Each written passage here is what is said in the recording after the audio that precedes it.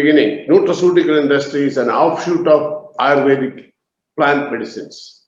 And I will be talking about the impact of Biological Diversity Act 2002 and the proposed amendments today. Please share the slides.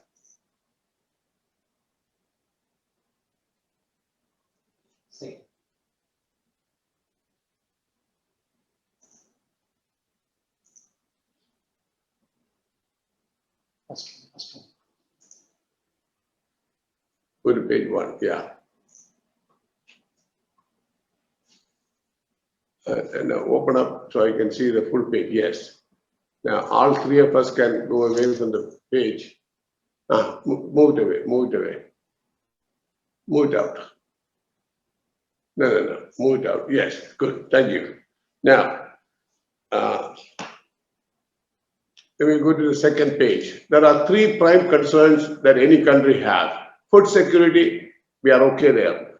Health security, we are doing the best we can. Herbal security, we are in problems. We are working on it.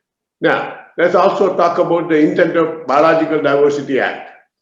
The intent is conservation, sustainability, and benefit sharing. Now, the nutraceutical industry is actually an offshoot of Ayurveda, which the word is derived from two items, nutrition and pharmaceutical. So NUTR and ACUTICAL, nutraceuticals. It was originated in the US in the early 1990s, and this industry is based on bioresources like Ayurvedic herbs from the inception. And to make the products, for example, we make curcumin from turmeric. So bioresource is the turmeric material. And to ensure conservation and sustainability of genetic resources, we have introduced the concept of contract farming very early in the 1990s. The industry provides alternative crops to farmers to multiply their income. We work hand in hand with farmers and tribal people and have been sharing benefits with the actual custodians of genetic resources. The entire nutraceutical industry, and I re-emphasize, is based on research, innovation, value addition. Value addition is the key here, as needed by the global market. Now, the essential difference that happened between Ayurveda and nutraceutical was, in the case of nutraceutical, we standardized the Ayurvedic herbs. Now, I go to another area where what Honorable Modi ji said. What he said was, my motto for the young scientists burgeoning in this country has been innovate, patent, produce, and prosper. He said that in 3rd January 2020 in the Indian Science Congress at Bangalore. Now, let's look at the irony of that also. The nutraceutical industry is very busy in doing value addition, working with farmers for cultivation of medicinal plants and committed to conservation and sharing benefits with the actual custodians of genetic resources. Actual custodians of genetic resources. Now, the key here is the industry adds value. The industry brings in more dollars. What NBA thinks? The NBA depicts a picture that the industry is greedy and not willing to share benefits with the poor farmers, which is absolutely false.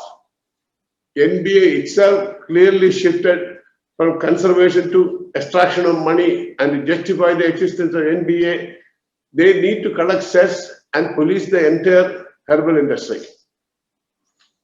Let me go to the next page.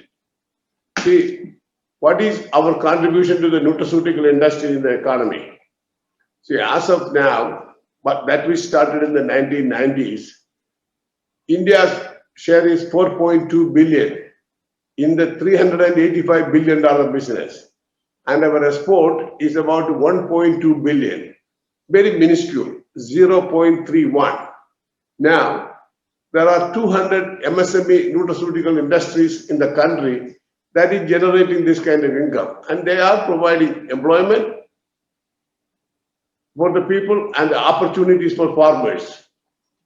and helping the tribal people in the villages.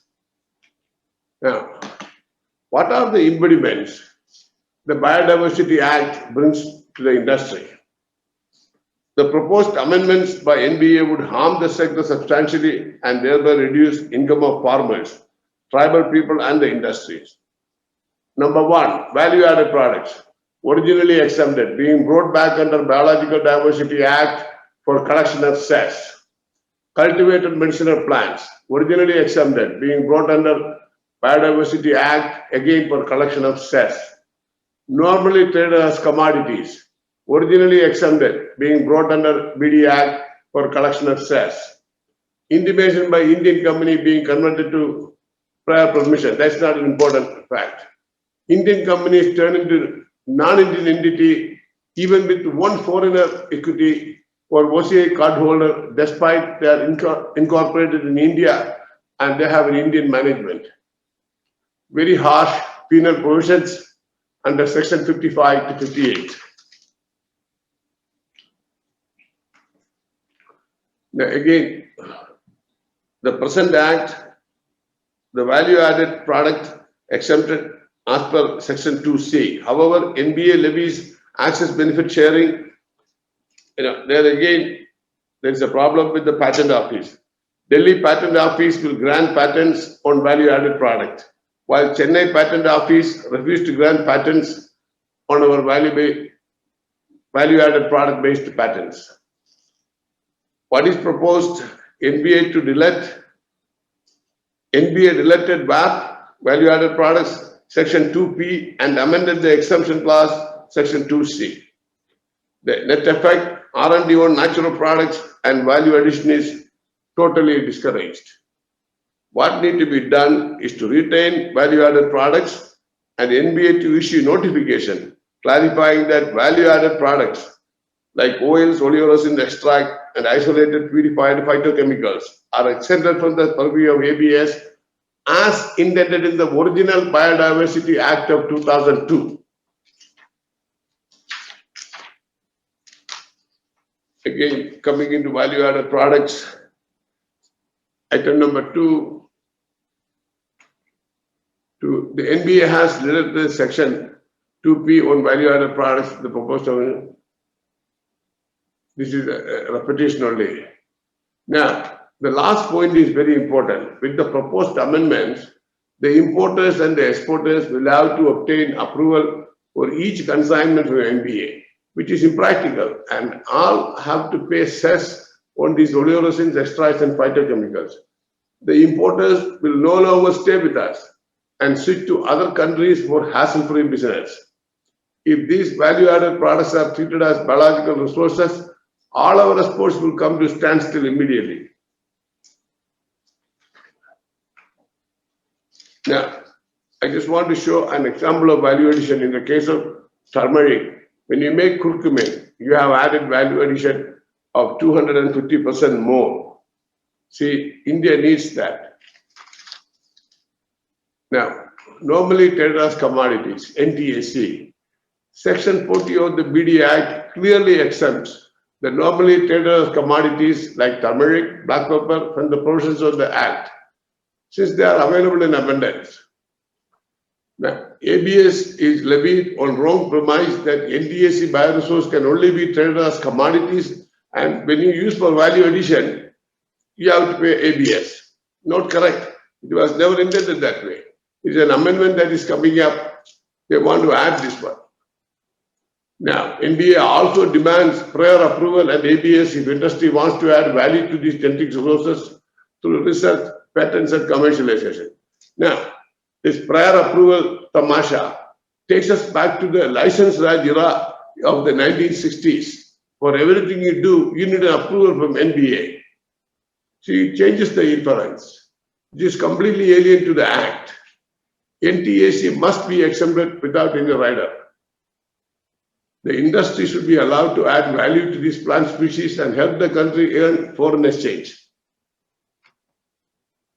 Now, nowhere in the world anybody will ask cess on cultivated medicinal plants, except here. See, this will kill not the nutraceutical industry. This will kill the Ayurvedic industry. You know, like Dr. Shastri said, 1,000 years of invasion, we survived, and Ayurveda survived. But what we are doing now will kill Ayurveda. See, cultivation of medicinal plant is the most powerful tool of conservation. We do that. It gives alternate crops to farmers to multiply their income. It reduces the pressure on the wild medicinal plants. Industry promotes this through contract farming. In fact, Government of India is encouraging that one. National Medicinal Plant Board encourages this one. I think through horticultural department, they are giving out money to the farmers to do this one. Now, on top of that, NBA is now coming in and saying, no, you are collecting that, you give us money. I think we are going against our own interest here. Now, Indian entities not to pay ABS as per Convention of Biological Diversity Act. Except for filing patents and other IPR. Indian and foreigners to pay the collection fees to local people. Local people means at the village level biodiversity boards. But SBB or state government have not notified a list of bioresources and their collection fees. Major failure to empower local people and bring in money for their welfare. And we need clarity from NBA on state biodiversity boards and Ministry of Environment and Forests. Again, one similar thing, people who build the economy of India are treated on par with foreigners and are forced to pay ABS on threat of criminal action, cognizable and non-bailable offense. This is the biggest thing that is happening with the National Biodiversity Authority. They have the power of criminal action. They can put you in jail.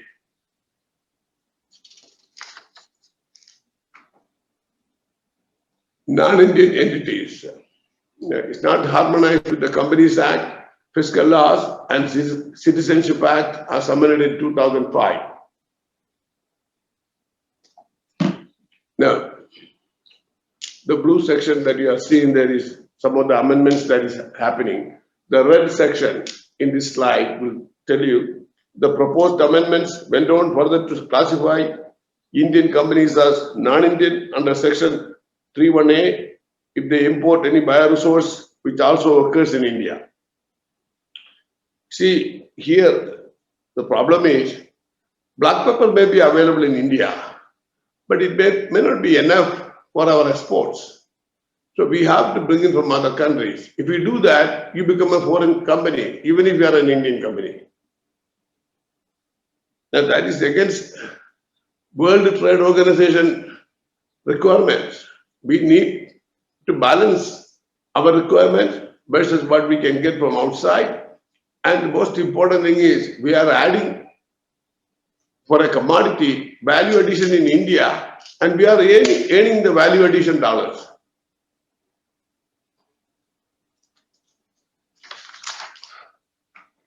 The slide there. Again, the same thing. If an Indian company has one foreign manager or foreign shareholding, you are a foreign entity. Indian multinational companies are treated as foreigners. OCI, as per Citizenship Amendment Act, is Indian for all purposes. We are conferred rights to do and own the business in India. Clarity is required for this one. You see, many of the Indian companies are in need of or dependent on technology and R&D that is readily available with the global players. We should be allowed to do that one. And for this, we should not be classified as a foreign entity in this country. Now, another most important thing, R&D and patent filing is hampered. This is the backbone of Indian nutraceutical industry that came out of Ayurvedic industry. Companies invest a lot of time, money, and scientific manpower to develop the nutraceutical product, standardize, do the basic toxicology, do a clinical study. That is when it becomes a nutraceutical. NBA requires industry to sign an agreement, pay upfront payment for each 500-gram samples. That is a Section 3 entity, it's a foreign entity. And fix royalty in advance even before commercialization of the products. Anyone who worked in the research would know this is an impossible thing. You start with an idea or a research, and when you work on 10 ideas, one will click. But here, NBA is regulating your intent to do the research. Absolutely impossible. No other place on earth people will tell you to do this kind of research. If you have a research idea, you have to go to NBA, you have to pay money and get 500-gram samples. And your research is not done with 500-gram samples, you have to go again, pay the money and get 500-gram samples. Sir, to all of you, it is not academic research industry is doing. Industry would need a lot more material. Now, the other thing is NBA requires only Indian resources for commercialization for the patented products. Absolutely impossible, because if a patented product goes up in sales in the international market, we would have to bring in the raw material from the international market, do the value addition in India and export.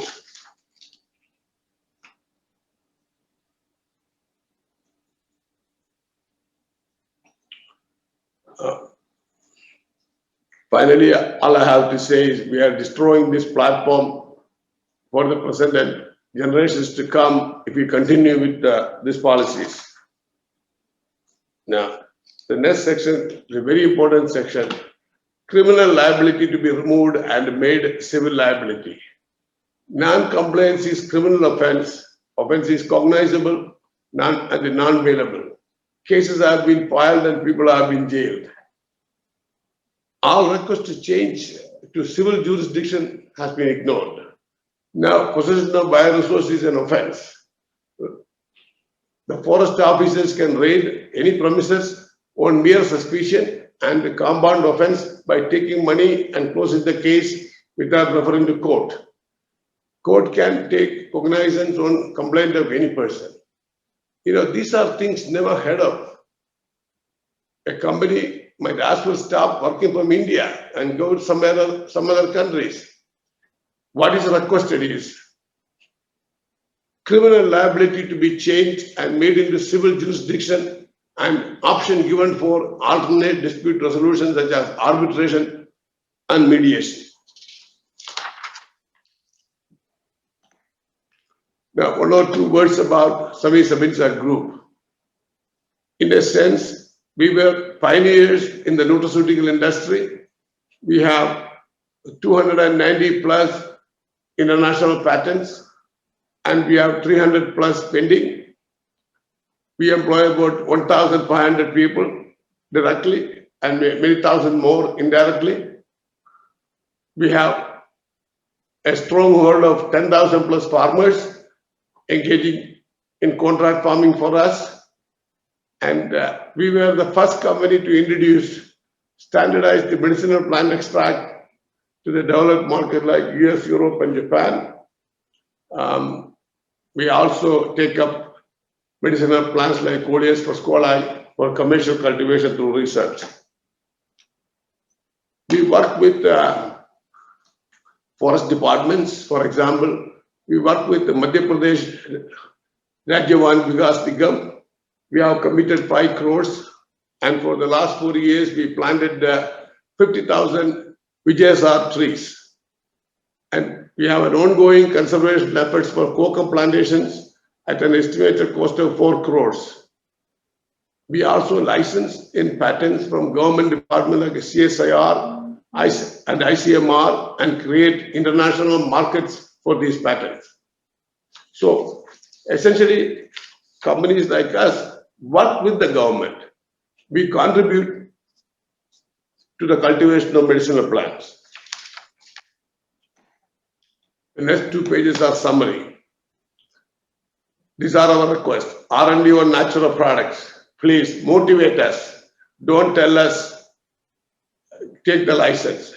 Please listen to Honorable Minister, Prime Minister Modi ji. He said, research, innovate, patent and produce. Allow us to do that. Value-added products, exempt them from any kind of cess. Cultivated species, please. This is the backbone of preservation. Normally traded as commodities. They are available in plenty. Allow us to do value addition and, if needed, patent them.